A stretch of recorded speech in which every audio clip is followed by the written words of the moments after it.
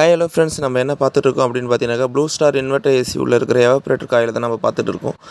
இது வந்து பார்த்தீங்கன்னாக்கா 1.5 டன் எவாப்ரேட்டர் காயில். இதில் வந்து பார்த்தீங்கன்னாக்கா என்ன ஆயிருக்கு அப்படின்னு பாருங்கள். சோக் ஆகிருக்கிறது எப்படி இருக்குன்றது உங்களுக்கு தெளிவாக தெரியும்.